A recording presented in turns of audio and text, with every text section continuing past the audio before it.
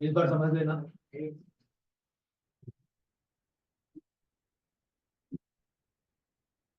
Dimensions we have covered, error analysis we have covered, vectors we have covered, right?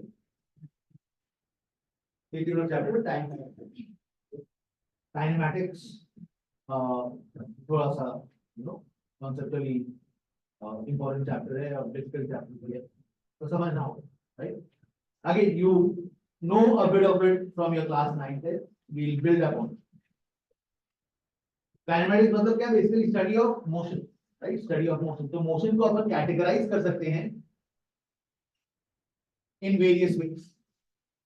The first way to categorize motion is what? क्या तरीका है motion को classify या categorise करने का?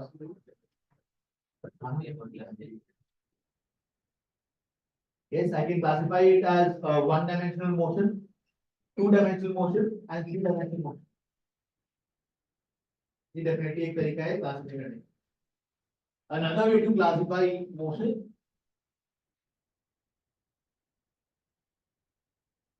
this is based on the path 1D, 2D, 3D, and the nature of motion. Based on the nature of motion, I can classify as uniform motion. Do you know what is the uniform motion? Yes, क्या होता है uniform motion?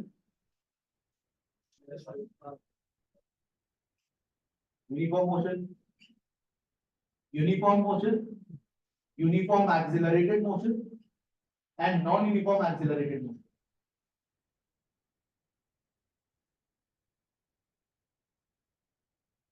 What do it mean? ये दो तरह से motion को अपन define कर सकते हैं।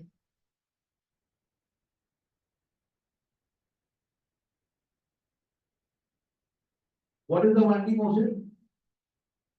Motion in a straight line. More or less clear है। Motion in a straight line अगर है तो 1D motion। या फिर ऐसा बोल सकते हैं कि सिर्फ एक ही कोऑर्डिनेट बदल रहे हैं समय के साथ। अगर एक पार्टिकल स्ट्रेट लाइन में ग्राउंड पे मैं पार्टिकल को ऐसा थ्रो कर दिया, तो पार्टिकल जब मूव करे तो सिर्फ उसका कौन सा कोऑर्डिनेट बदलेगा? एक्स कोऑर्डिनेट बदलेगा, वाई और जेड कांस्टेंट रहेगा। तो 1D मोशन का दो डेफिनेशन हो गया, या तो motion in a straight line बोल दे, and this is what you have to study. Kinematics में 1D मोशन अभी पढ़ेंगे, 2D मोशन थोड़ा बाद में पढ़ेंगे जब थोड़ा सा समझ में आ जाएगा 1D। 3D मोशन नहीं पढ़ेंगे क्योंकि वो थोड़ा सा और कॉम्प्लिकेटेड है, तो 1D और 2D पढ़ेंगे, right? What is 1D motion? Motion in a straight line, motion in a straight line, ठीक है? एक पार्टिकल को ग्राउंड पे अगर स्लाइड कर दिया ऐसा तो 1D मोशन। या फिर क्या बोल सकते हैं, one coordinate changes with time.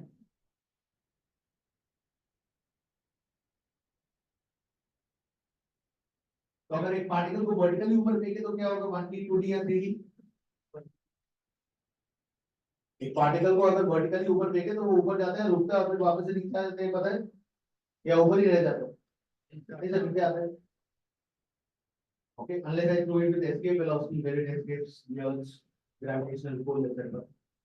तो 1D मोशन है, राइट? ये हो गया 1D मोशन along x, ये हो गया 1D motion along y।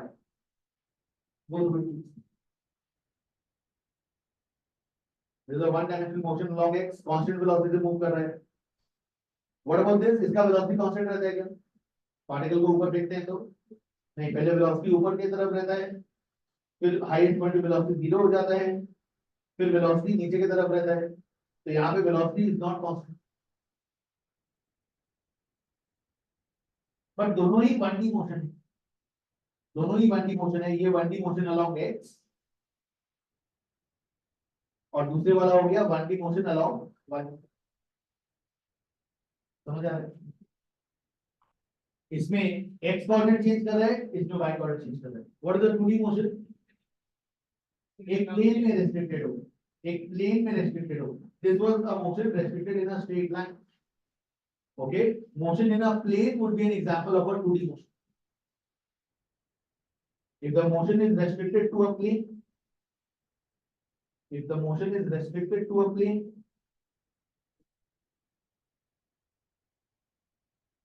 okay, इसका एग्जांपल क्या लिया अपन? बॉल थ्रो का। और क्या एग्जांपल ये particle slided on the ground, a particle slided on the ground.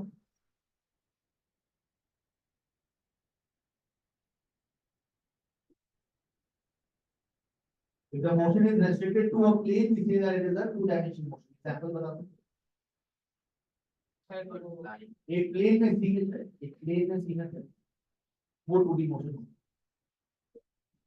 Plane में सीमित,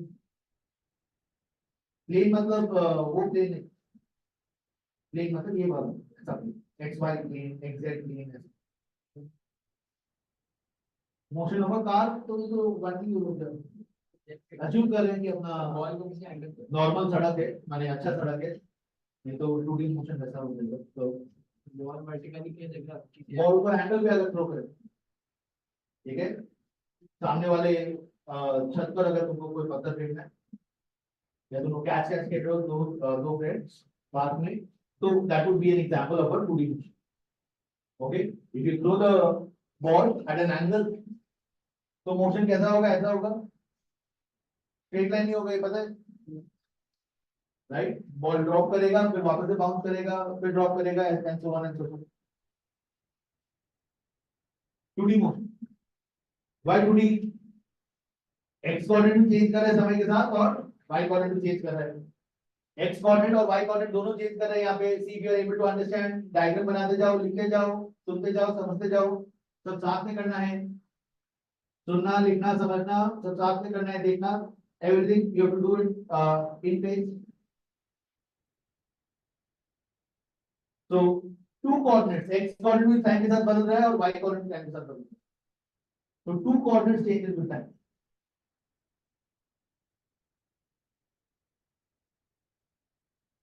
That's a 2D motion.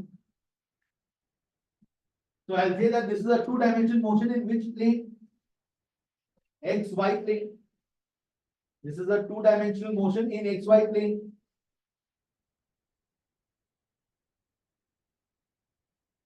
Two-dimensional motion in X, Y plane. ठीक है, ये 3 बार ड्रॉप वाला छोड़ दो, एक बार एक ही जर्नी जस्ट सोचते हैं ताकि सिंपल लगे, डरा के मतलब नहीं है, ऐसे डरे हो तुम लोग। ठीक है, पार्टिकल को फेंके, अपने फ्रेंड के पास गया, वो कैच कर लिया, बस हो गया। ठीक है, बॉल थ्रो किए, एक पॉइंट से दूसरा पॉइंट पे फ्रेंड था, वो कैच कर लिया, खत्म हो गया, वो थ्रू, वो थ्रू।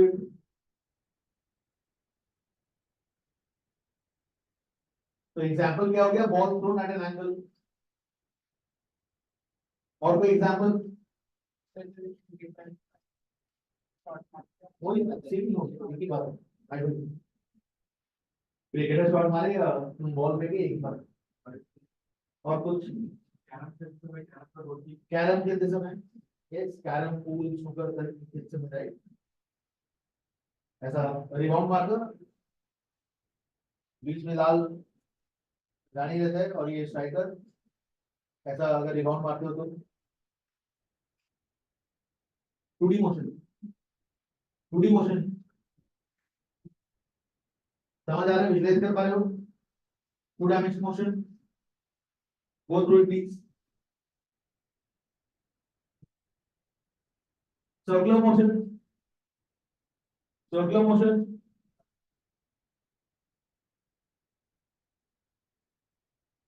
एक स्ट्रिंग में पार्टिकल को बांध के ऐसा घुमा रहे हो, 2D मोशन है। व्हाई?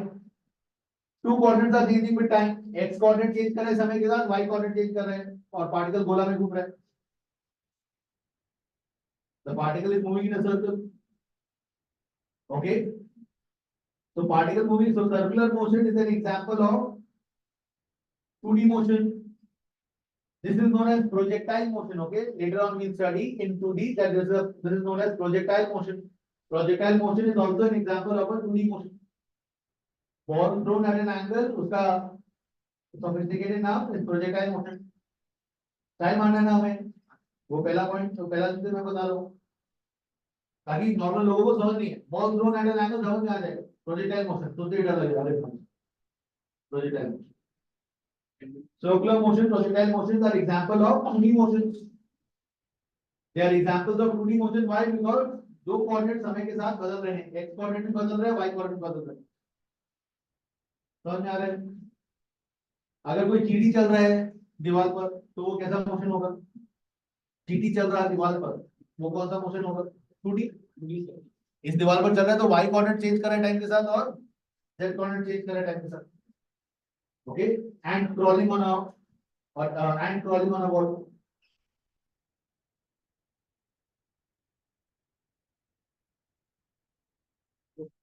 समझ आ रहा है? 3D मोशन क्या होगा? कैसा भी आप रोटेट स्पेस में, okay, motion in space, any random motion in space.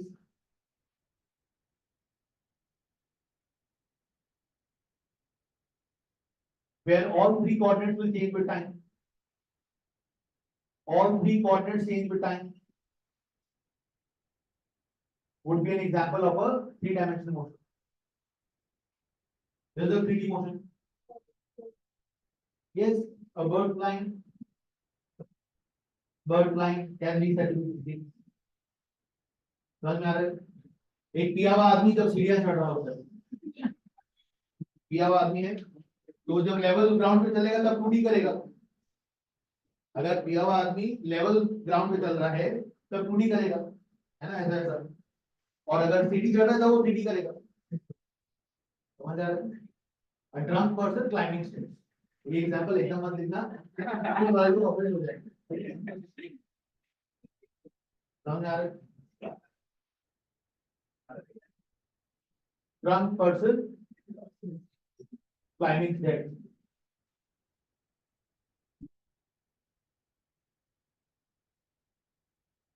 समझ आ रहा है?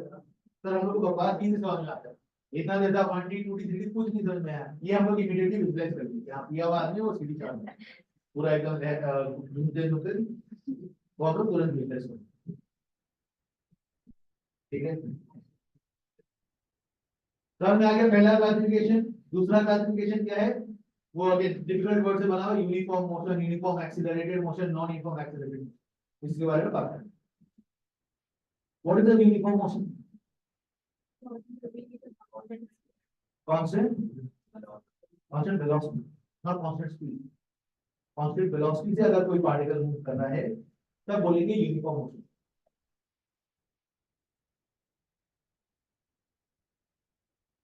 Vector v is constant, okay, that is the uniform motion. तो इन सब केसेस में कोई यूनिफॉर्म मोशन नहीं है।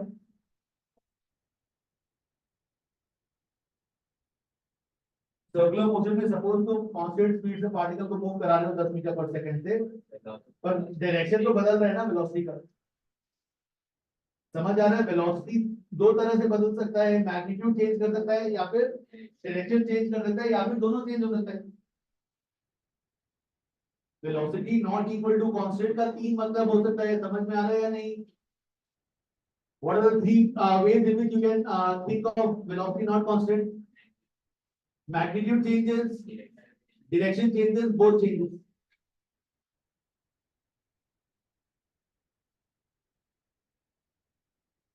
Variable velocity तीन तरह से हो सकते हैं। Velocity can vary in three ways. Only magnitude is changing, only direction is changing, both magnitude and direction are changing. ये वाला कौन सा केस हो गया? Only direction changing. So is this a uniform motion? No, it's not a uniform motion. कौन सा uniform motion? Particle को जो ग्राउंड पे स्लाइड कराए थे, यहाँ पर वेलोसिटी अगर 10 मीटर पर सेकंड है, कुछ देर बाद में 10 मीटर पर सेकंड होगा, एक्चुअली फ्रिक्शनलेस सरफेस इफेक्ट था। ठीक है, particle slide on a smooth surface, लिख लो, ये तो तुम लोग बोलोगे सर कैसे होता है स्मूथ सरफेस। समझ आ रहा है?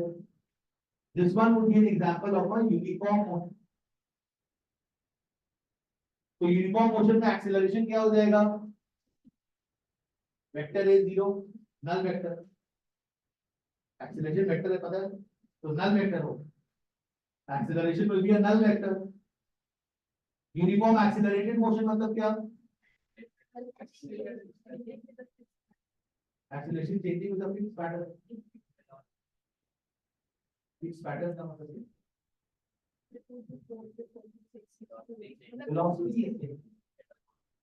velocity is changing at a constant rate.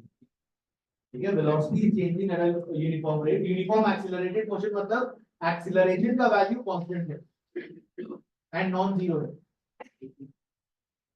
Acceleration is constant and non-zero. Uniform motion मतलब क्या?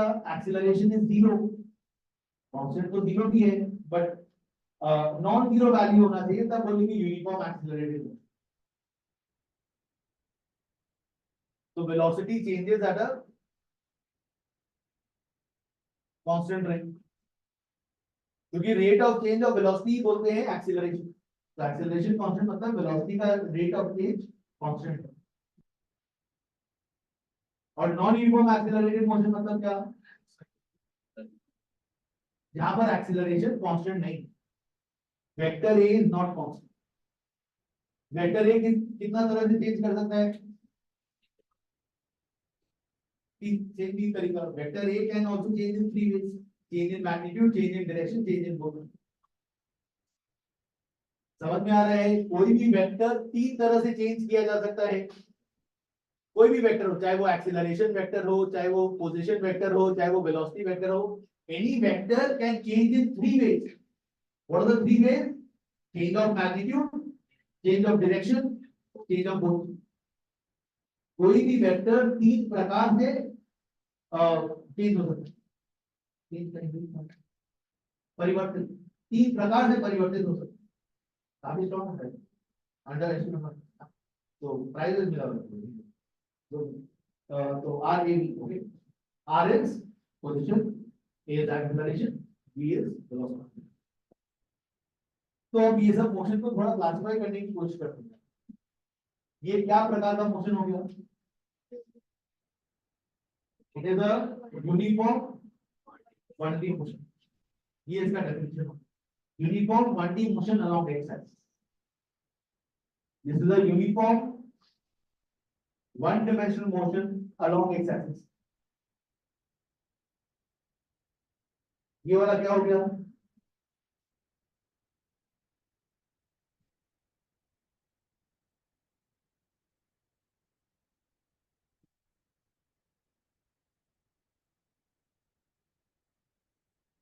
Particle thrown up is what?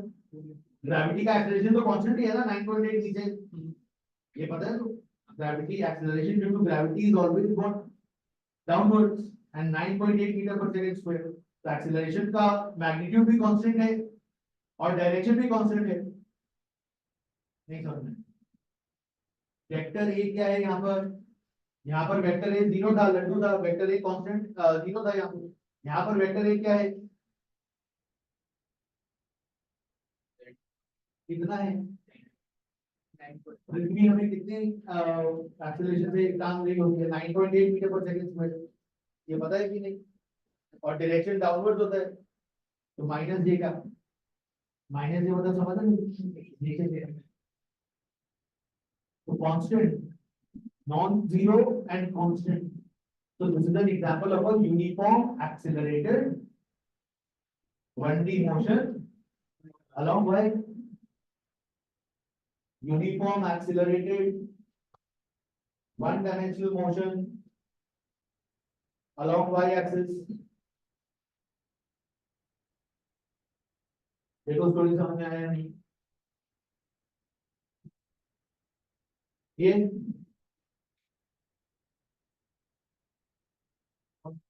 यहाँ पे वेलोसिटी चेंज कर रहा होता है क्या? वेलोसिटी का डायरेक्शन चेंज हो रहा है ना. ऐसा हुआ, कोई ऐसा हुआ. मैग्नीट्यूड चेंज हो गया वेलोसिटी का. ऊपर में जब जाएगा तो स्पीड स्लो डाउन होता है. फिर जब नीचे आता है तो स्पीड वापस से बढ़ता है. ये पता है? पार्टिकल को ऊपर फेंकते हैं तो वेलोसिटी कम हो रहा होता है. फिर नीचे आता है तो वापस से वेलोसिटी बढ़ता है. तो वेलोसिटी मैग्नीट्यूड में भी चेंज हो रहा है, डायरेक्शन में भी. कैसा है ये?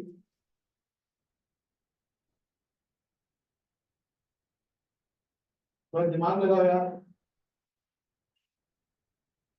ये वेलोसिटी वेक्टर है. वेलोसिटी वेक्टर इस प्रकार से परिवर्तन कर रहे हैं. इस तरह से चेंज करें वेलोसिटी, बोलो यूनिफॉर्म एक्सीलरेशन। एक्सीलरेशन जो है वो तो ड्यू टू ग्रेविटी है, पार्टिकल को तुम वर्टिकल फेंको या एंगल पर फेंको, इससे क्या मतलब है? ग्रेविटी तो सेम ही फोर्स से टांग रहा है तुम्हें, सेम ही डायरेक्शन में टांग रहा है, तो मैग्नीट्यूड और डायरेक्शन ऑफ एक्सीलरेशन दोनों सेम है। वेलोसिटी कैसे चेंज कर रहा है उससे मतलब ही नहीं है मेरे को वेक्टर ए देखना है, वेक्टर ए यहाँ पर कांस्टेंट है, मैग्नीट्यूड में भी और डायरेक्शन में भी। In the entire journey the acceleration due to gravity is g downwards. इस पूरा जर्नी में एक्सीलरेशन नीचे की तरफ ही है और कांस्टेंट है। So what will I define this as? Uniform accelerated 2D motion in the xy plane. Uniform accelerated two-dimensional motion.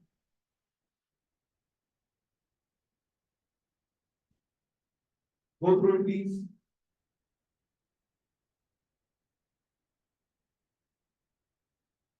Uniform accelerated 2D motion है, projectile motion. और गोला में जो घूम रहा है वो क्या? कैसे? कैसे पता चला acceleration not? Direction of velocity change. Acceleration depends on velocity. सब चीज को अगर कोई velocity बोलो वेलोसिटी चेंज कर रहा है डायरेक्शन में, ये तो समझ में आ रहा है, ड्राइंग में समझ में आ रहा है। एक्सीलरेशन के बारे में क्या पता तुम लोगों को?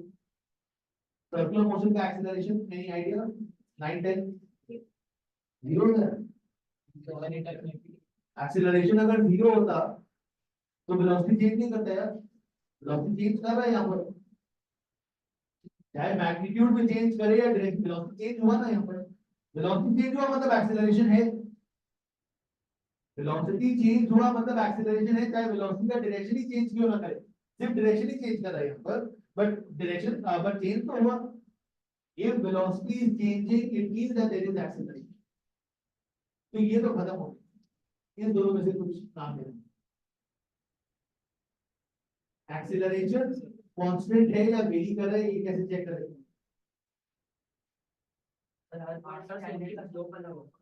टैंजेंट का स्लोप अलग हो गया, ठीक है, तो एक्सेलरेशन तो बार-बार हर सेकंड हर पॉइंट पे चेंज हो रहा है। एक्सीलरेशन का डायरेक्शन क्या होता है? टुवर्ड द सेंटर होता है यार, सेंट्रीपिटल सुनो, टुवर्ड द सेंटर। तो एक्सीलरेशन यहाँ पे जे कैप में है, यहाँ पे माइनस आई कैप में है, यहाँ पे माइनस जे कैप में है, यहाँ पे प्लस आई कैप में। एक्सीलरेशन इज चेंजिंग, मैग्नीट्यूड से मतलब ही नहीं है मुझे, डायरेक्शन तो चेंज कर रहा है। तो is the acceleration constant? Vector a constant है क्या? वेक्टर ए कांस्टेंट है क्या? नहीं, यहाँ पर vector A is in the plus J direction, यहाँ पर vector A is in the minus I direction and so on. So vector A is not constant. So it is an example of a non-uniform accelerated 2D motions. Non-uniform accelerated two-dimensional motion in X Y. बोलो, doubt है तो पूछो। अभी तो प्रकार समझ रहे हैं, कितने प्रकार के motion, how many types of motion, what is the classification? Classification तो समझे, एनालाइज तो किए नहीं मोशन को।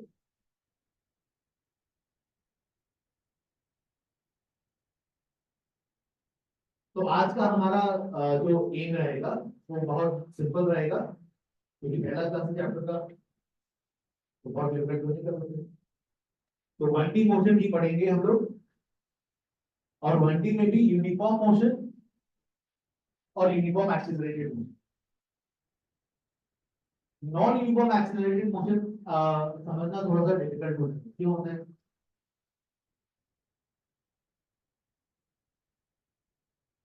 Non uniform accelerated motion, non uniform थोड़ी देर को यूनिफॉर्म मोशन समझ नहीं आता। Non uniform is slightly difficult because acceleration is not constant, so the standard equations that you know are not valid here. What standard equations? V U A T S U T half सब सुने हो?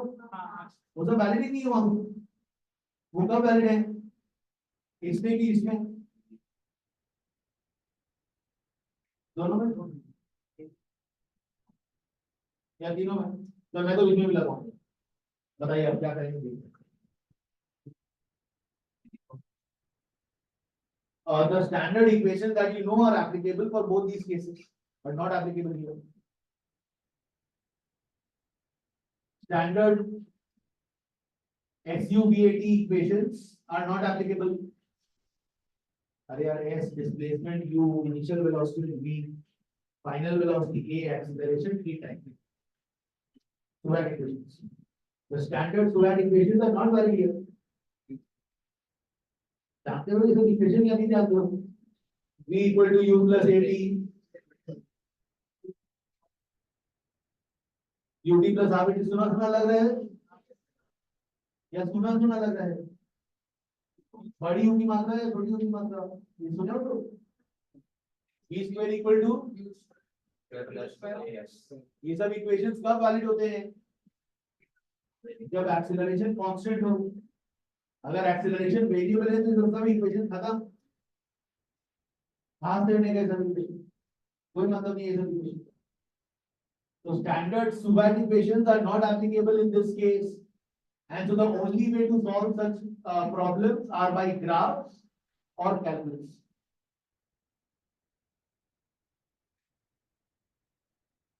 और समझ आता नहीं है तुम लोगों को? मैं अज्यूम करो कि ये इक्वेशंस आता है सुने लोग, तो ये इक्वेशंस कब वैलिड है? सिर्फ इसमें और इसमें, सिर्फ इसमें और इसमें वैलिड है, इसमें वैलिड ही नहीं है, इसलिए टफ है। Go through, take some time, go through the entire story that was discussed so far.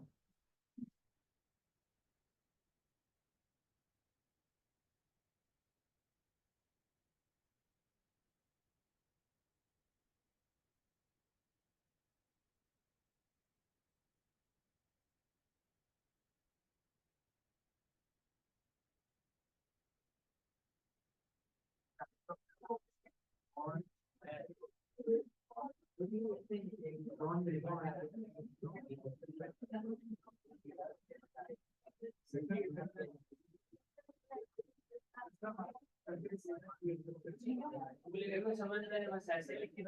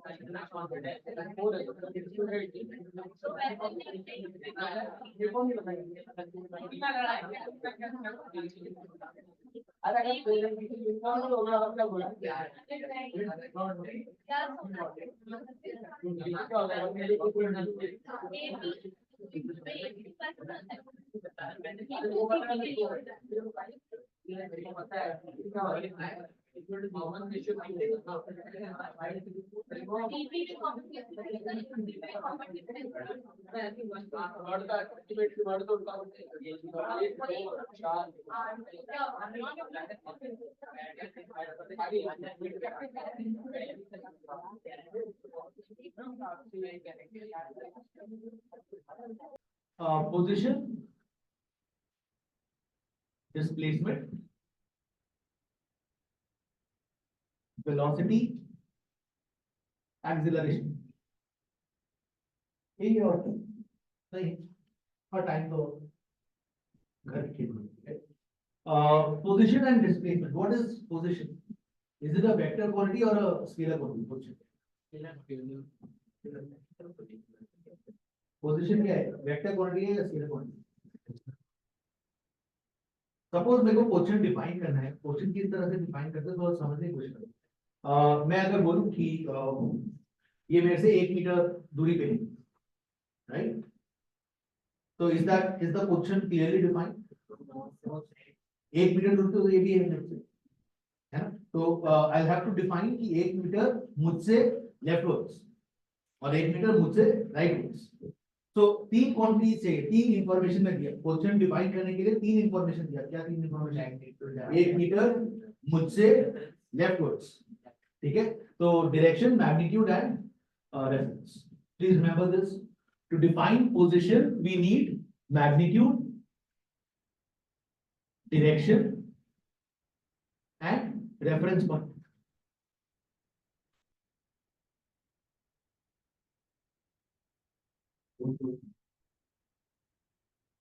इसलिए तो पोजीशन वेक्टर डिफाइन किए थे अपने, जब वेक्टर्स पढ़ रहे थे तो पोजीशन वेक्टर डिफाइन किए, राइट? तो पोजीशन को कैसे रिप्रेजेंट करते हैं अपने r is the representation of position vector. Displacement कैसे रिप्रेजेंट करते हैं? s, ठीक है? और इन दोनों के बीच में रिलेशन क्या था? दोनों का ऐसा यूनिट तो मीटर्स ही है, दोनों का ऐसा यूनिट इज मीटर्स, ऐसा यूनिट इज मीटर्स, है ना? डिफरेंस क्या है या फिर रिलेशन क्या है? पहला बात, दोनों के बीच में रिलेशन लिख सकते हैं, s is equals to r final minus r initial. Change in position is displacement. Displacement is defined as change in position. Displacement is defined as change in position या फिर change in position vector, whatever you write it as. Displacement is change in position. S is for displacement, not distance. Please remember this. Displacement is change in position. Displacement is defined as change in position.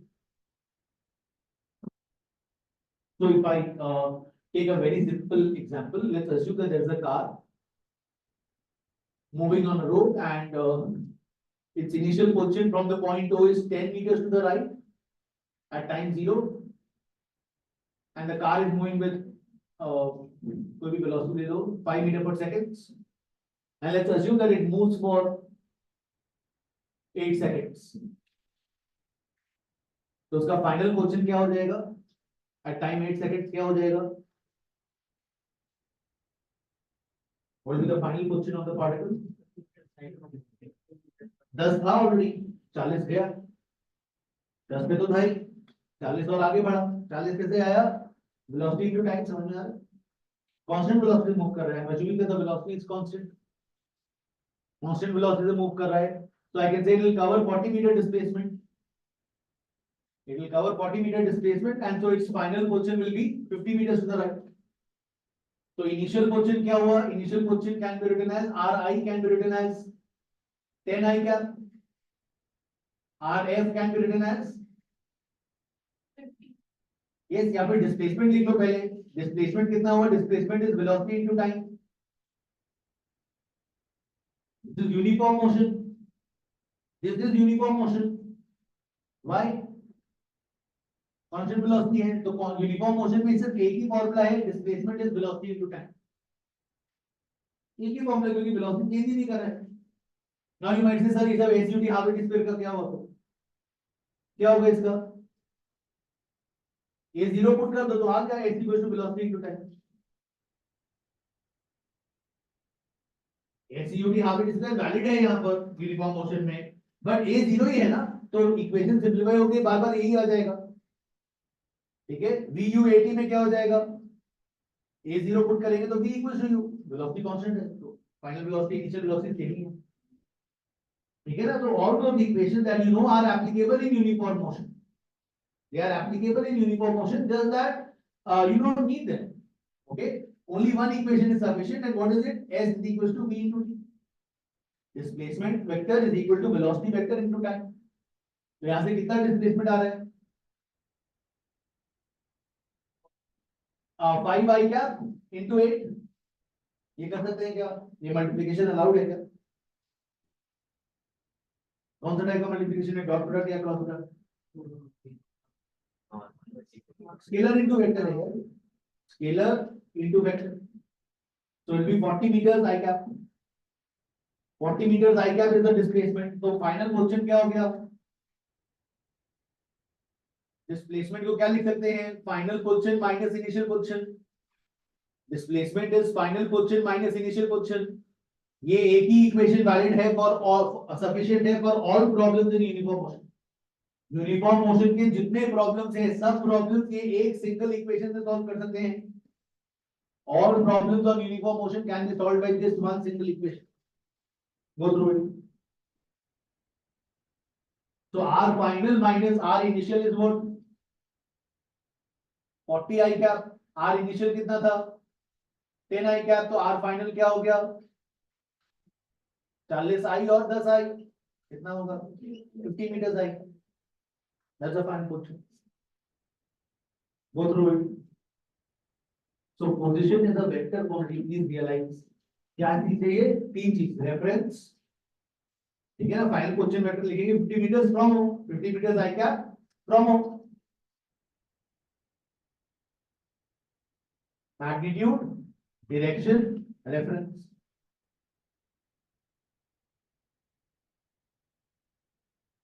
Position depends on the reference, true और false.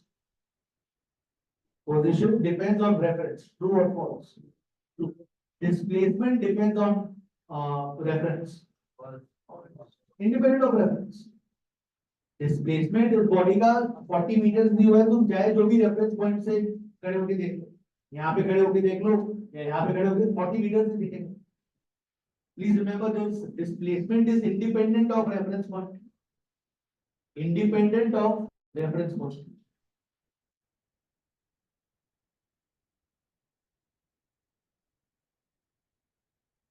तो uniform motion में, इस motion में मुझे plot करके बताओ what will be the position time graph and velocity time graph and what will be the acceleration time graph इस motion का।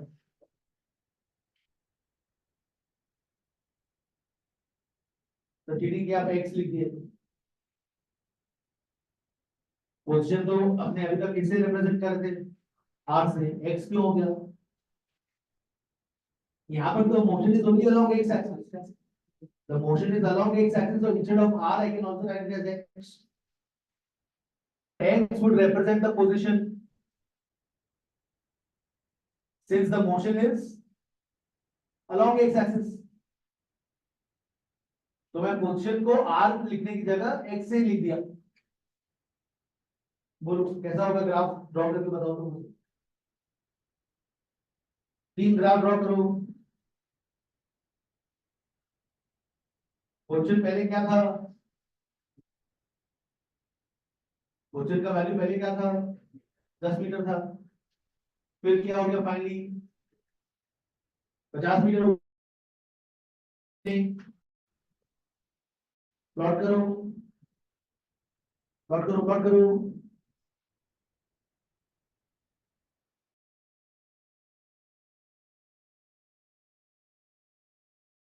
I can write it as plus 10 meters. Why plus 10? Rightward है, ठीक है ना? 1D motion का बात कर रहे हैं, अगर 1D मोशन में डायरेक्शन को प्लस माइनस से रिप्रेजेंट कर सकते हैं। आई रिपीट, जो बोल रहा हूं ध्यान दो। I repeat, direction in case of 1D, is this a 1D motion? ये स्ट्रेट लाइन में है। In case of 1D motion, direction can be represented by positive negative sign. ठीक है? Please write this point down as a note. In case of 1D motion, direction can be represented by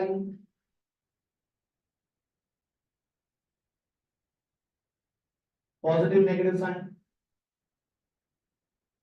कैसे? अगर motion along x हो रहा है तो कौन सा पॉजिटिव होगा, कौन सा नेगेटिव होगा?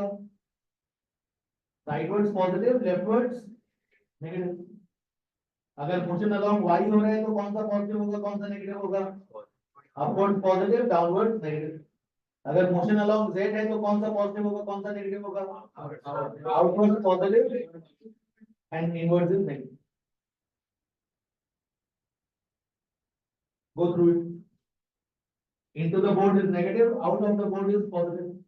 ये x minus x, y minus y, z minus z. Go through it. तीनों ग्राफ बनाओ और देखो मुझे position time, velocity time and acceleration time graphs. Position time गलत हो गया था, पोजीशन टाइम गलत हो गया था। हाँ ठीक है, position time, velocity time and acceleration time. ठीक है, position time graph, velocity time graph and acceleration time graph. Simple है एकदम। क्वेश्चन टाइम, पहले क्वेश्चन क्या था 10, 8 सेकंड में क्वेश्चन क्या हो गया 50। ऐसा होगा ग्राफ। किस पॉइंट से स्टार्ट करेंगे क्वेश्चन में ये ग्राफ को? 0,10 कोऑर्डिनेट 0,10 से स्टार्ट करेंगे और फाइनली कौन सा कोऑर्डिनेट काम करेंगे? 8,50। इधर चलो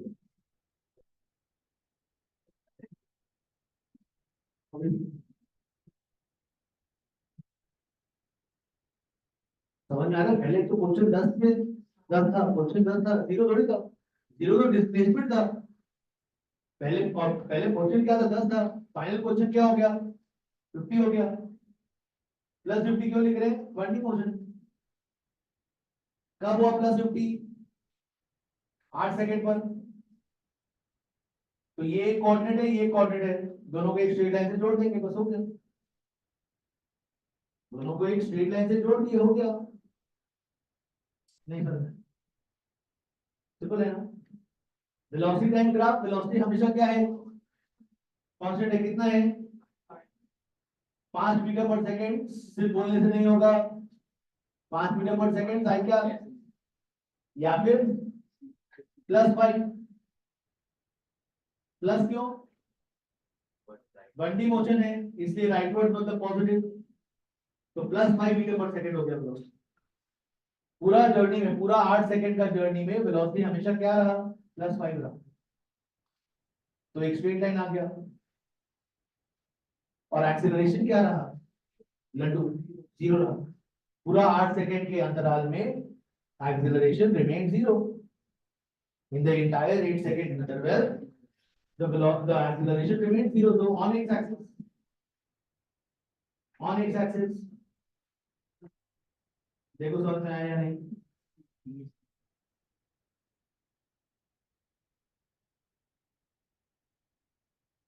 Go through it. दूसरों को समझाने के पहले पहले खुद समझे। और एल्विन बोलते हैं ना, दूसरों को मास्क पहनाने के पहले पहले खुद पहने, तो ऐसे दूसरों को समझाने के पहले खुद समझे।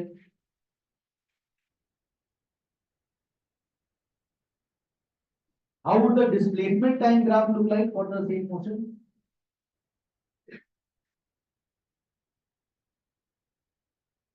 SD ग्राफ कैसा होगा? डिस्प्लेसमेंट टाइम ग्राफ कैसा होगा इसका?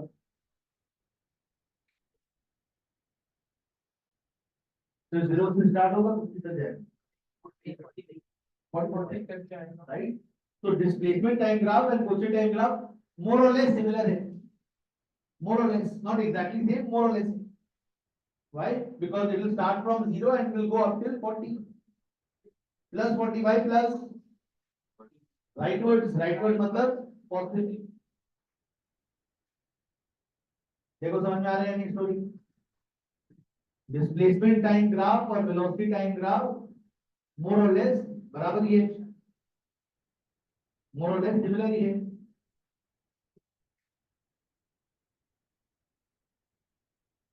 ये ग्राफ समझ में आ रहा है थोड़ा बहुत? पहला बार में क्या चेंज किया, आर को एक्स बना दिया।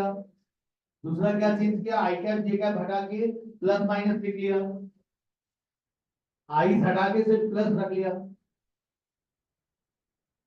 गो through it. Displacement time graph या पोजीशन टाइम ग्राफ का स्लोप अगर निकालेंगे तो क्या मिलेगा मुझे, स्लोप से क्या मिलता है, वेलोसिटी मिलता है। Slope of position time graph will give me velocity bye slope. Slope से क्या मिलता है, slope gives you change in y by change in x, ये याद है या भूल चुके हो। And area gives you y into delta x। ये ग्राफ का दो एकदम बेसिक रूल्स है। स्लोप से change in y by change in x मिलता है और एरिया से y इनटू डेल्टा x मिलता है। Please remember this. ये दो बहुत इंपॉर्टेंट टूल्स है ग्राफ से, ग्राफ का रिलेटेड क्वेश्चन करने का। Slope is change in y by change in x and area is y into delta x। ये कर चुके हैं अपन। अगर इसमें थोड़ा स्टाइल मारना है तो स्टाइल मारने के लिए अपन क्या करेंगे, इसको dy by dx लिखेंगे और यहाँ पे क्या लिखेंगे, इंटीग्रल y dx। ठीक है, थोड़ा सा कैलकुलस शो ऑफ करने के लिए थोड़ा सा मसल फ्लेक्स करना है ना, जो लोग बॉडी बिल्डर होता है थोड़ा यहाँ पे पता है अपन, मैंने यहाँ पे आता है आपको, वही शो ऑफ करने के लिए ऐसा करें। गो through it. Do you remember this या भूल चुके हो।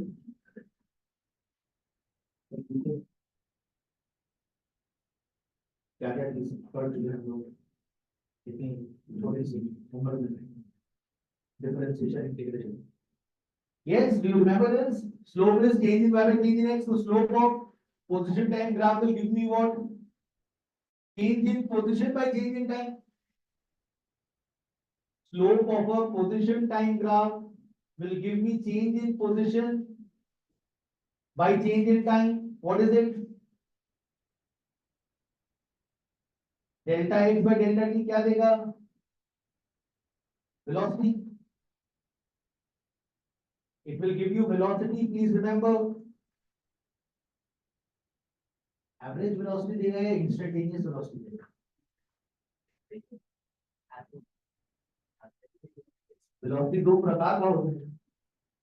Velocity is of two types: average velocity and instantaneous velocity. Please remember this.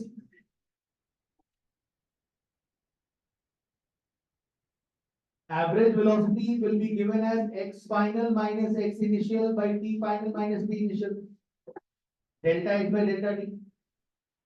And instantaneous velocity is what? dx by dt. ये क्या था, स्लोप ऑफ, ये क्या चीज का स्लोप था, स्लोप ऑफ द टेंजेंट, और एक था slope of the second. I repeat this, ध्यान दो इस ग्राफ में, just try to pay attention. What is the slope of this graph? Slope मतलब राइज बाय रन, ये पता है या ये भी भूल चुके हो। How much is the rise? 10 से 50. How much is the run? 8. So what is the slope? 5 meter. That's the velocity. That's the velocity of the body. The velocity of the car can be written as slope of the position time graph. That is change in position by change in time. Go through it. Slope of a position time graph is velocity. Go through it. कितना है slope यहाँ पर,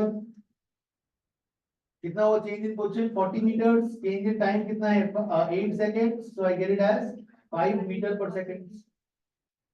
that's the velocity. दो type का velocity होता है, एक बार बस याद रख लो, dx dt और delta x by delta t। Delta x by delta t को क्या बोलते हैं, average velocity. dx by dt को बोलते हैं instantaneous velocity. Please remember this.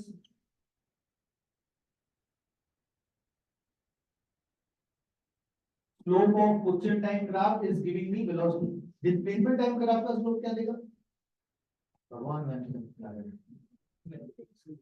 कितना स्लोप कैलकुलेट कर लो, 40 मीटर और 8 सेकंड, तो स्लोप से क्या मिलेगा? स्लोप इज tan थीटा ना, tan थीटा मतलब परपेंडिकुलर बाय बेस, किस भी तरह से कैलकुलेट कर लो। तो परपेंडिकुलर लेंथ कितना है 40 और बेस लेंथ कितना है 8, तो 5 मीटर पर सेकंड। तो वेलोसिटी निकालने के लिए कौन सा ग्राफ यूज करेंगे, पोजीशन टाइम या डिस्प्लेसमेंट टाइम? दोनों यूज कर सकते, दोनों ही यूज कर सकते हैं। Slope of displacement time graph से भी वेलोसिटी मिलेगा, slope of position time graph से भी वेलोसिटी मिलेगा। इसका स्लोप निकाल लो, slope of displacement time graph is also velocity, ठीक है ना, 40/8 tan theta slope is perpendicular by base 40 meter by 8 seconds 5 metre per second. तो क्या चीज समझ में आया हमें, graphical slope of VT graph is equal to slope of XT graph is equal to v, sorry, slope of ft graph, displacement time graph, is equal to slope of position time graph is equal to velocity. Go through it, please.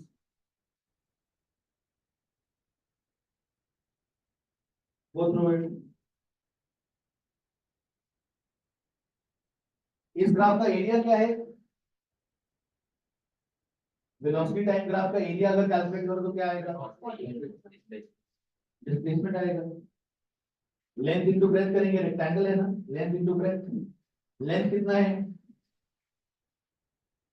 8 seconds, breath कितना है 5 metre per second, second और second cancel of हो गया, क्या बचा 40 metre. क्या सामने बैठ के बकवास मत करो, ध्यान दो, या तो पीछे बैठा करो और जो करना है करो, सामने बैठो तो don't disturb.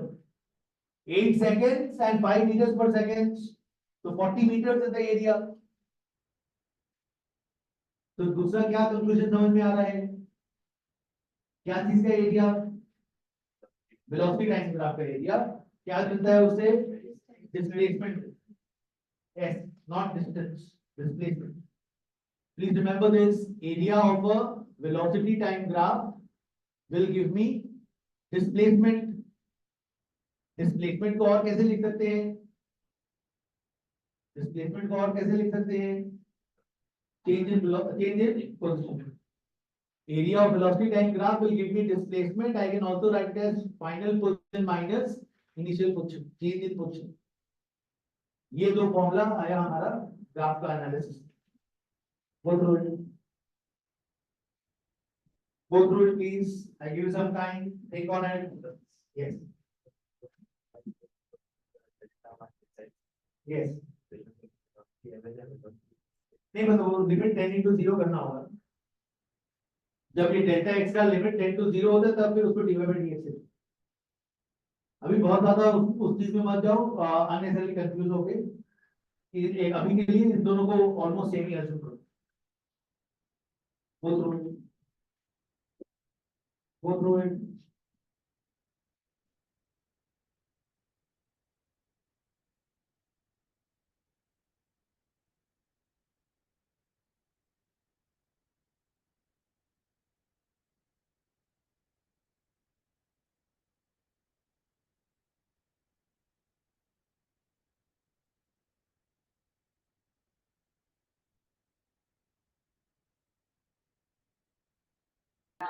Velocity, average velocity और कोई डाउट इसमें तो पूछ लो।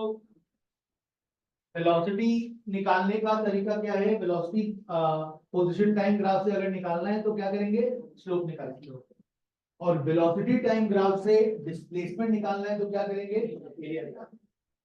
यहाँ तक स्टोरी क्लियर है? ठीक है, यूनिफॉर्म मोशन का एक दो क्वेश्चंस करते हैं। ठीक है, तो ये हो गया वेलोसिटी का formula, velocity is change in position by change in time. Acceleration का क्या फॉर्मूला होता है, एक्सीलरेशन का formula is change in velocity by change in time. Acceleration का formula is change in, you can write that down as well. Acceleration can be written as change in velocity by change in time. Delta v by delta t. उस time मानना होगा तो क्या लिखेंगे, dv by dt. This is the formula for acceleration. तो graphically acceleration कैसे निकाल सकते हैं? Slope of velocity time graph, slope of velocity time graph will give me acceleration. इसका स्लोप क्या है? इस ग्राफ का slope, it's a line on parallel to the X axis.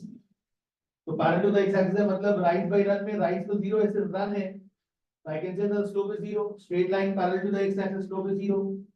So I can say that the acceleration of this motion is zero. Please remember, acceleration can be written as change in velocity by change in time. और acceleration भी दो type का होता है, average acceleration और instantaneous acceleration. Average acceleration will be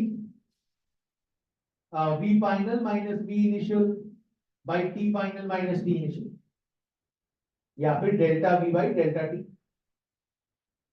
और instantaneous acceleration can be written as dv by dt. ठीक है, इसके बारे में डिटेल धीरे धीरे क्लियर होगा as we move forward with kinematics etc classes. But as of now, let's just note it down कि दो टाइप के एक्सेलरेशन होते हैं, दो टाइप के वेलोसिटी होती है। डिस्प्लेसमेंट भी दो टाइप का होता है क्या? Average displacement and instantaneous displacement? नहीं।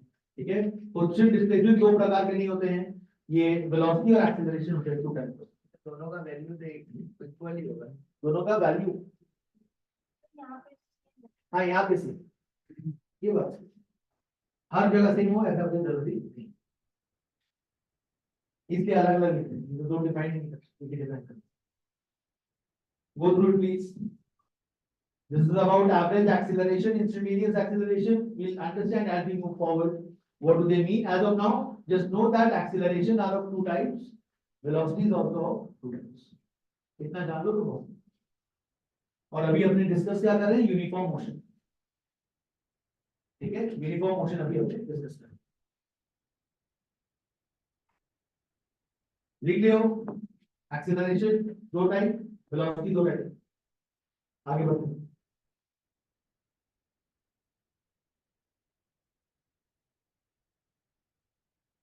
Let's solve a couple of more cases of uniform motion and then we'll go to uniform accelerated motion.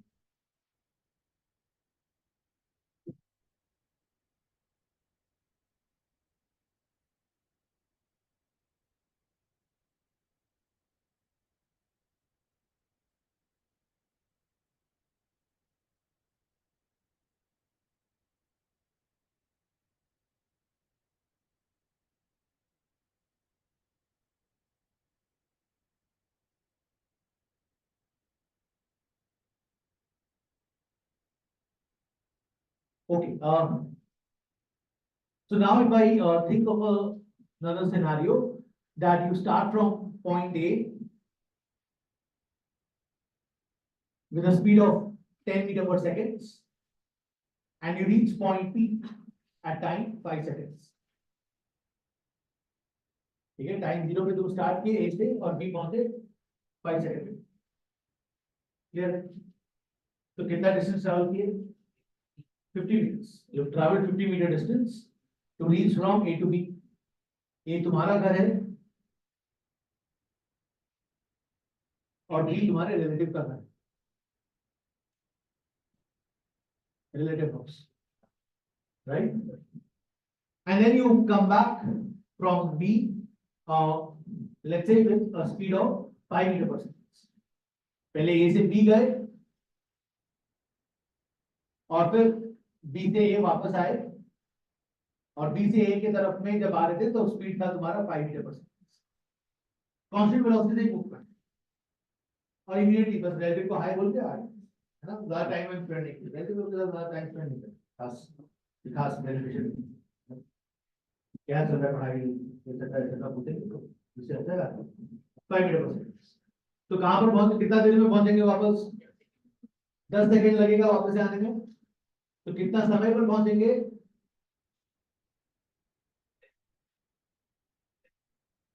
t equal to 0, t equal to 5, t equal to 15। अरे journey का time 10 है यार, तो 5 और 10 मिलके 15 हो जाएगा। ये समझ में आ रहा है या डिफिकल्ट लग रहा है? जाने का onward journey is 5 second, return journey is 10 second, so total journey time is 15 seconds, right? इस पूरा जर्नी के लिए हमें बनाना है displacement time graph and velocity time graph.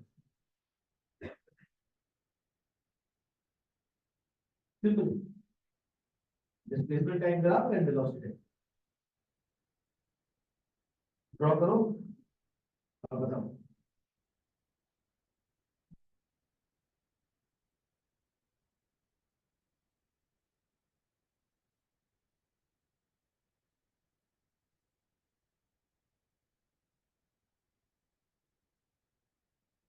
Displacement time and velocity time. Displacement time graph and velocity time graph.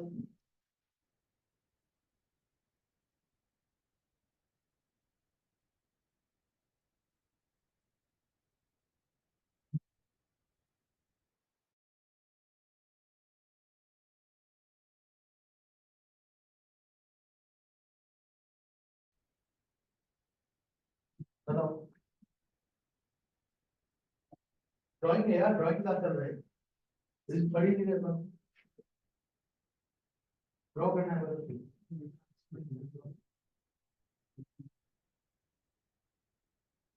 ज्यादा समय क्या था वेलोसिटी 10, आधे समय 5, राइट. और तो ग्राफ निकाले.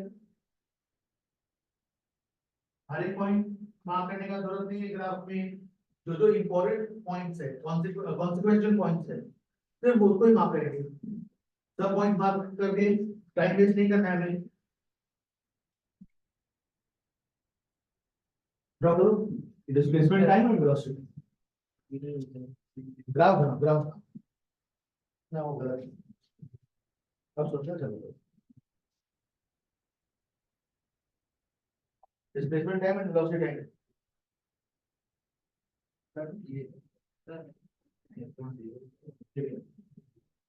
Displacement time and velocity time. नहीं, क्या पूरा जर्नी में जाके टाइम 15 सेकंड पे जाके डिस्प्लेसमेंट 0 हुआ? पूरा जर्नी में थोड़ी था डिस्प्लेसमेंट 0. डिस्प्लेसमेंट पहले 0 था. टाइम 5 सेकंड पे डिस्प्लेसमेंट कितना हो गया? +50. मैक्सिमम डिस्प्लेसमेंट है वहां पे. और फिर वापस से तुम बैक आ रहे हो तो 15 सेकंड पे आगे कितना हो गया डिस्प्लेसमेंट? वापस से 0 हो गया. तो पहले डिस्प्लेसमेंट बढ़ा और फिर घटा. आइसोसेलेस ट्रायंगल बना दोगे तो रॉन्ग है. क्यों रॉन्ग है आइसोसेलेस ट्रायंगल बनाना? 5 सेकंड. ये जर्नी टाइम आधा है, ये जर्नी टाइम 10 सेकंड है. तो कौन सा ग्राफ ज्यादा स्टीप है, ओ ए या A B? O A steeper, A B is less steep. Flatter है ए बी वाला ग्राफ. देखो समझ में आ रहा है या नहीं? What about the velocity time graph? Draw करके ध्यान से. आइसोसेलेस ट्रायंगल बना दिया. आइसोसेलेस ट्रायंगल नहीं होगा. ये 5 हमें लगता है.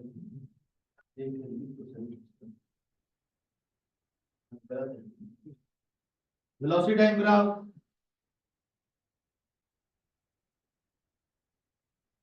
जब उधर आ जाता तो वेलोसिटी पूरा खत्म हो जाएगा. हाँ, वेलोसिटी पूरा खत्म हो जाएगा. पहले वेलोसिटी क्या था? 10 मीटर पर सेकंड था. ऐसा नहीं सोचना है कि वेलोसिटी 0 से इंक्रीज होके 10 हुआ होगा. 10 दिन में चलना चालू किया. I have started with 10. I have given that the velocity is constant. A से जब चालू किए तभी से 10 मीटर पर सेकंड है. ठीक है, वो नहीं सोचना है कि पहले बढ़ा होगा. ऐसा अज्यूम करो कि तुम घर से चालू के भाग, घर के अंदर से भागते भागते जब तक गेट तक पहुंचे तुम्हारा 10 हो गया. कांस्टेंट वेलोसिटी से मूव कर लो. ऐसा नहीं सोचना है कि 0 से इंक्रीज होके 10 हुआ होगा. वो सब नहीं. क्वेश्चन में क्या इंफॉर्मेशन दिया है सिर्फ उतना ही प्रोसेस करना है. अपना अलग से दिमाग नहीं लगाना है. अलग से इंफॉर्मेशन ऐड ऑन नहीं करना है. थोड़ी दिया कि the man was initially at rest and then he increase the speed to. नहीं, क्वेश्चन में क्या दिया हुआ है? The man starts from his home with a constant velocity of 10 metre per second. तो इससे दिमाग नहीं लगाना है. अलग से अपने मन से इंफॉर्मेशन नहीं डालना सिस्टम में. ऐसे ही क्वेश्चन सॉल्व नहीं हो रहा और नहीं होगा.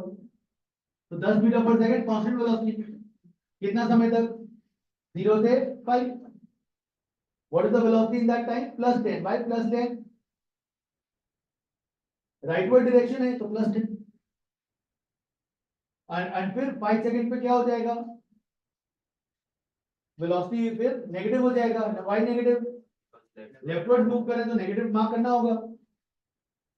अब यहाँ पर 1 2 3 4 अगर लिख रहे हो तो वेस्ट ऑफ टाइम है, हजारों क्लास बनाएंगे 2 साल में, हर अननेसेसरी इंफॉर्मेशन डालने का कोई मतलब नहीं है। ये तो समझ में आ ही रहा है कि 1 पे भी 10 है, 2 पे भी 10 है, 3 पे भी 10 है, 4 पे भी 10 है, अननेसेसरली ये सब इंफॉर्मेशन नहीं लिखेंगे। 0 पे 10 था, ये इंपॉर्टेंट इंफॉर्मेशन है, और ये 5 सेकंड पे भी 10 रहा, ये भी इंपॉर्टेंट इंफॉर्मेशन है। बस दोनों को एक स्ट्रेट लाइन से जोड़ दो। फिर क्या, then it goes from 10 to what, -5. why -5, leftwards, velocity is a vector quantity, तो डायरेक्शन का इंफॉर्मेशन होना चाहिए ग्राफ में। अगर यहाँ पर मैं 5 मीटर पर सेकंड बना दूं तो वो गलत है, वो तो फिर स्पीड टाइम ग्राफ हो गया। Velocity is negative, why, because the motion is leftwards. और कब तक रहा है ये मोशन, 15 सेकंड तक। This the graph, this the graph, please go through. Velocity time graph और डिस्प्लेसमेंट टाइम ग्राफ दोनों बना लिया मैं। समझ आ रहा है बच्चों, बहुत बढ़िया। तो अब स्लोप इसका निकालोगे तो क्या आएगा, राइज बाय रन। राइज कितना हुआ 50 और रन कितना हुआ 5। तो slope of the part OA, displacement time graph का स्लोप से क्या मिलता है, वेलोसिटी, वेलोसिटी मिल गया। Okay, rise by run, rise is 50 plus 50 meters and the run is 5 seconds, so 10 meter per second. This is the velocity in the journey O to A. What about the journey A to B? Back return journey में velocity कितना है? Yes. Slope of the graph AB will be how much? Slope is, ये समझ में आता है, rise is minus of fall. Yes. Rise मतलब उठना, fall मतलब गिरना, तो उठना is equal to minus of गिरना. Yes. What is the fall? 50 meters. So minus of 50 meters by the run, 10 seconds. So I get it as -5 meter per second. Why -5? Velocity है leftwards, velocity leftwards है इसलिए negative आया। देखो story समझ में आ रहा है या नहीं। तो डिस्प्लेसमेंट टाइम ग्राफ का स्लोप क्या देता है, वेलोसिटी टाइम ग्राफ से क्या इंफॉर्मेशन निकाल सकते हैं, डिस्प्लेसमेंट। कैसे निकाल सकते हैं, एरिया ऑफ एरिया के निकाल लो। ये एक रेक्टेंगल है, उसका एरिया कितना होगा, 5 second into 10 metre per second. Length into breadth, rectangle है, 5 second into plus 10 metre per second, क्या आ रहा है, सेकंड सेकंड कैंसिल ऑफ हो गया, प्लस 50 मीटर। क्या है प्लस 50 मीटर, बोलो बोलो, plus 50 metre is the displacement. और नेक्स्ट एरिया कितना है, नेक्स्ट एरिया कितना है, 10 सेकंड, 10 सेकंड समझ में आ रहा है, 15 minus 5, 10 second into what, -5 metre per second. Sign के साथ, साइन और यूनिट के साथ एरिया निकालते हैं। While calculating area, please remember you will have to substitute the unit as well as sign. While calculating area and slope, you have to substitute the unit as well as sign. लिख लो ये वाला point. While calculating area or slope, while calculating area or slope, substitute the values with unit and sign. Units are important, signs are also important. Second और second cancel of हो गया, क्या बचा, metres, मतलब displacement के बारे में बता रहे हैं। और -50 मीटर मतलब लेफ्टवर्ड डिस्प्लेसमेंट हुआ। तो टोटल डिस्प्लेसमेंट कितना हो गया, +50 और -50 0। Total displacement 0। Okay, total displacement, net displacement 15 second के बाद में डिस्प्लेसमेंट 0 है। ड्यूरिंग द 15 सेकंड तो डिस्प्लेसमेंट हुआ है। गो through it, go through it please. Tell me the displacement at time 7 seconds. Displacement in time 0 to 7 seconds.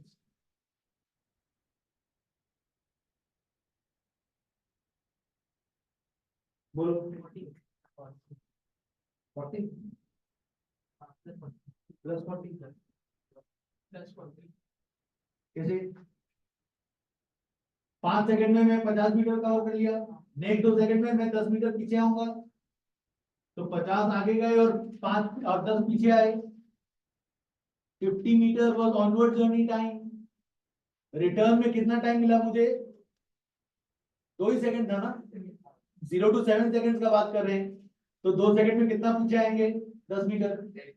तो net displacement मेरा कितना हो गया? Net displacement is the shortest line between the initial point and the final point. ये initial है, ये final है। कितना है मेरा net displacement? 40। 50 minus 10 40 meters plus 40 meters। Graph से निकाल सकते थे क्या? ग्राफ से कैसे निकालते? सिर्फ 7 सेकंड तक का ही एरिया लेते। 7 सेकंड तक में ये वाला एरिया कितना हो जाता? -10। तो प्लस 50 और -10 प्लस 40। Go through it. नहीं, डॉटेड लाइन से। You have to draw it by a dotted line because at one instant of time you cannot have multiple values of velocities. इस ग्राफ को मैं अगर ऐसा बनाऊं तो ये गलत है छोटू से। Technically speaking this graph would be wrong. Why? क्या रिप्रेजेंट करेगा कि इस इंस्टेंट पे मल्टीपल वैल्यूज ऑफ वेलोसिटी है, 10 भी है, 9 भी है, 8 भी है, 7 भी है, -1 भी है, -2। तो इसलिए इस वाले पार्ट को वर्टिकल लाइन को कैसा बनाएंगे? डॉटेड।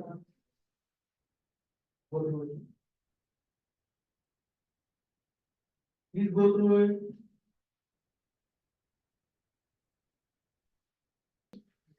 तो यूनिफॉर्म मोशन अगर है तो उसका फिक्स है कि velocity time graph, displacement time graph कैसा होगा फॉर अ यूनिफॉर्म मोशन।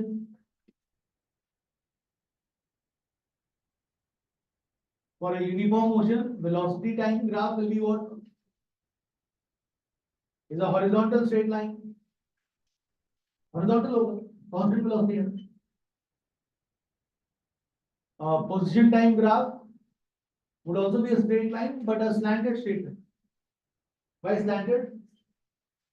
क्योंकि पोजीशन तो चेंज कर रहा है, कांस्टेंट वेलोसिटी से अगर कोई गाड़ी मूव कर रहा है तो पोजीशन का वैल्यू तो चेंज कर रहा है। तो slanted but straight line, slanted straight line। xt हो या डिस्प्लेसमेंट टाइम ग्राफ हो, जो भी हो, it will be a slanted straight line।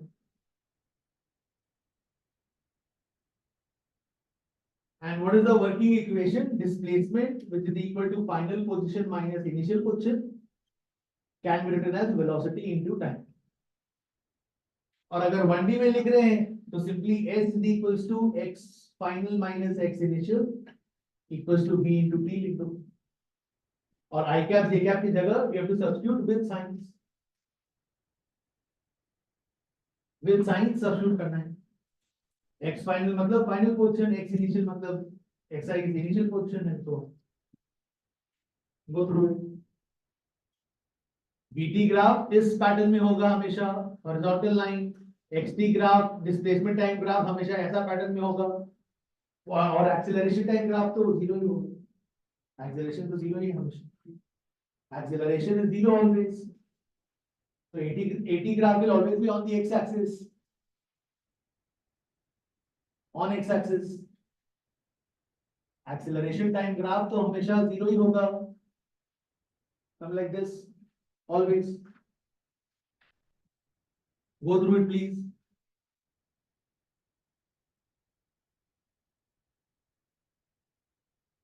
go through it। yes, solve करो question। suppose the journey is divided into two equal distances। two equal distances। पहला part में v1 speed से move किए, दूसरे पार्ट में v2 वेलोसिटी से move किए। Average velocity निकालना है। And second question, I divide the entire journey into two equal times। पहला पार्ट में v1 से मूव किए, दूसरा पार्ट में v2 से मूव किए, एवरेज वेलोसिटी निकालना।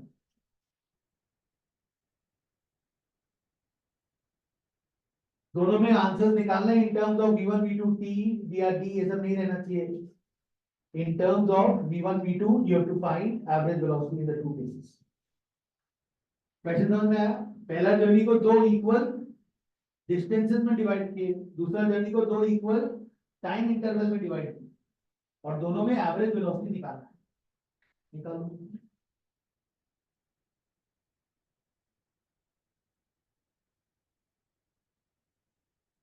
We'll find the average velocity in the two cases. Try it out, please.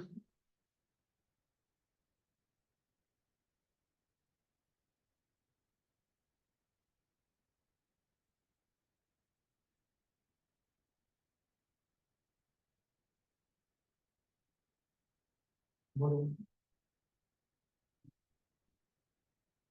तो दोनों में, पहला में, दूसरा में,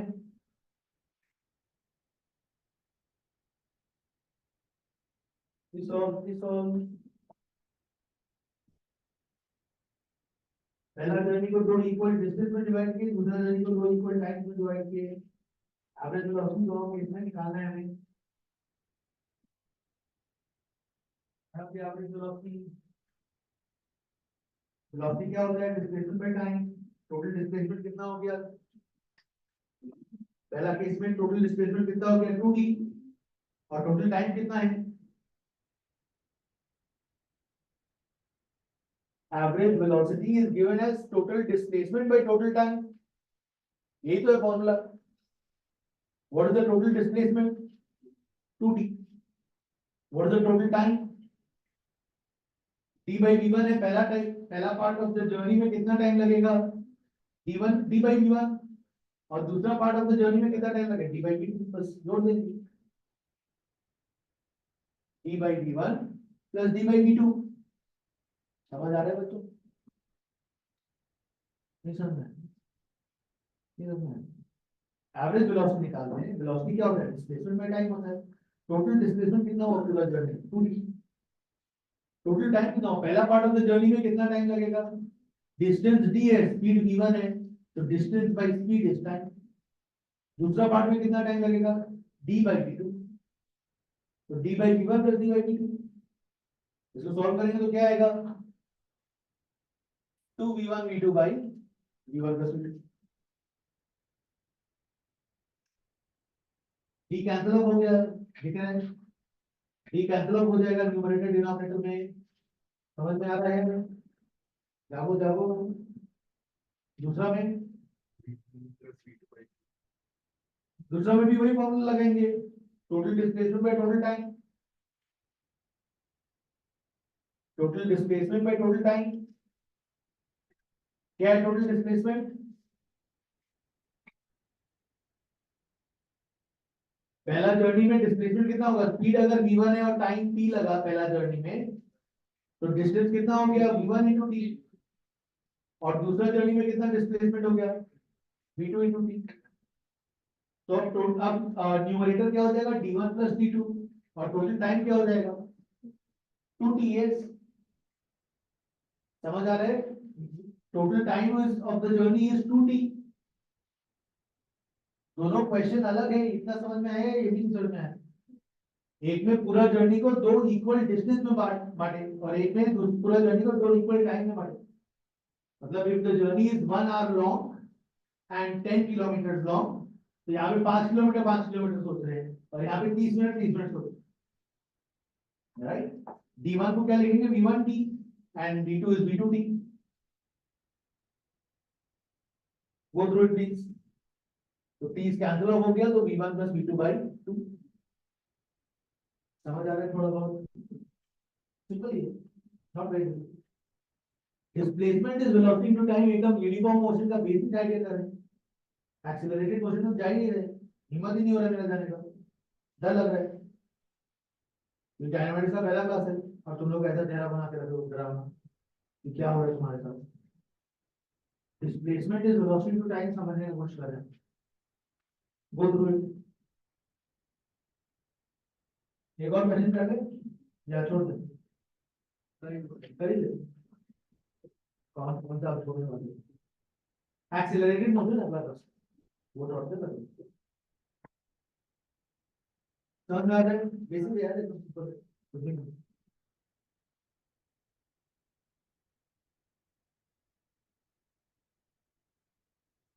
Let's assume a journey. We divide it into 1/3 distance and 2/3. Total distance को 1/3 और 2/3 में डिवाइड किया। पहला 1/3 में उसका वेलोसिटी v1 है, गाड़ी का वेलोसिटी या पार्टिकल का वेलोसिटी या मैन का वेलोसिटी v1 है। बाकी जो 2/3 जर्नी था उसको डिवाइड कर रहे हैं 2 इक्वल टाइम इंटरवल्स में।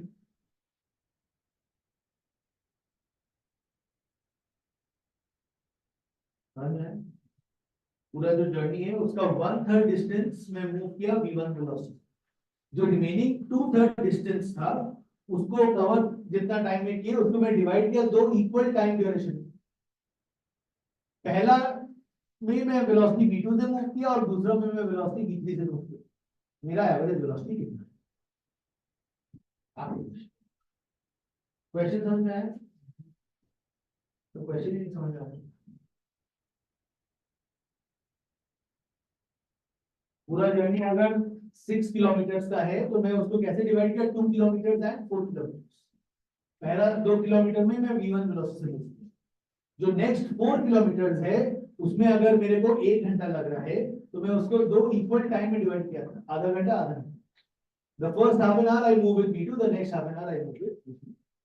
निकालना क्या है? v average. फॉर्मूला क्या यूज करेंगे? जो यूज कर रहे थे आप दो क्वेश्चन।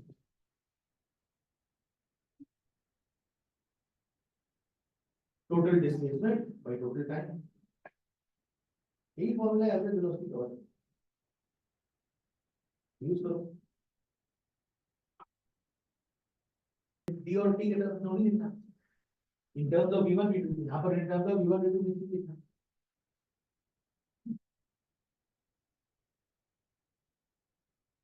सॉल्व करिए, क्या हो गया? ये तीनों लेंथ इक्वल थोड़ी है, ये d/3 है और ये 2d/3 है। अब 2d/3 को मैं अलग अलग माने इक्वल डिस्टेंस में नहीं तोड़ रहा हूं, ये जो 2d/3 वाला जर्नी है उसको इक्वल टाइम में तोड़ रहे हैं। ओके, तो यू कैन नॉट से कि ये वाला भी d/3 है ये वाला भी, तो फिर बहुत सिंपल हो गया, तीनों d/3 थोड़ी है। समझ आ रहा है क्वेश्चन? वैसे समझ आना कैसे जरूरी है, आंसर तो देखेंगे हो रहा नहीं हो रहा जो क्वेश्चन तो कम समझ आए। तो मेरा टोटल डिस्टेंस कितना हो गया? इसको अगर मैं d अज्यूम कर लूं तो इसको 2d लिख सकता हूं क्या? 1 और 1:2 हो गया तो रेशियो, तो टोटल डिस्टेंस मेरा कितना हो गया? 3d। Total distance, average velocity is total distance by total time. What is the total displacement? 3d। What is the total time? पहला जर्नी में कितना टाइम लगा? d बाई पहला जर्नी में पहला पार्ट में d बाई v1, और दूसरा और ये दोनों जर्नी का टाइम इक्वल ही है, तो टोटल टाइम ऑफ जर्नी क्या हो गया? t1 plus t plus t, तो t1 प्लस 2t। ये यहां तक समझ में आया नहीं? अब t1 क्या है और t क्या है वो निकालना है। t1 क्या है? d बाई v1, तो 3d divided by d by v1 plus what? t को क्या लिख सकते हैं? t को क्या लिख सकते हैं या 2d को क्या लिख सकते हैं? v2 into t इज ये वाला पार्ट का डिस्टेंस, ये वाला पार्ट का distance is v3 into t, तो टोटल डिस्टेंस कितना हो गया? v2 into t plus v3 into t, and that is equal to what? 2d। तो t को क्या लिख सकते हो? 2d divided by v2 plus v3। तो यहाँ पे अब 2t का एक्सप्रेशन क्या आ जाएगा? इंटू 2 कर देंगे तो 2t हो जाएगा ना ये, तो क्या लिख सकते हैं? 4d by v2 plus v3। देखो स्टोरी समझ में आया नहीं? समझ में? टोटल जर्नी 3d अज्यूम कर लिया, पहला पार्ट इज d, दूसरा पार्ट इज 2d। अब डी पार्ट V1 से मूव किए तो टाइम कितना लगा इसमें d बाई V1। दूसरा पार्ट में टोटल टाइम कितना लगा, दूसरा और तीसरा मिला के टोटल टाइम इज 2t। अब ये t का वैल्यू क्या है वो सोच रहे हैं, कैसे निकाले t का वैल्यू। इस पूरा जर्नी का लेंथ कितना है 2d and that is equal to what, पहला part of the journey plus दूसरा पार्ट ऑफ द जर्नी, तो v2t plus v3t। v2t plus v3t is 2d, तो t comes out as 2d by v2 plus v3। मेरे को but यहाँ पे t नहीं substitute करना है, मेरे को 2t निकालना है, तो 2t क्या होगा इनटू 2 कर दो, तो ये क्या बन जाएगा 2d से क्या बन जाएगा 4d, 4d bye v2 plus v3। That's it.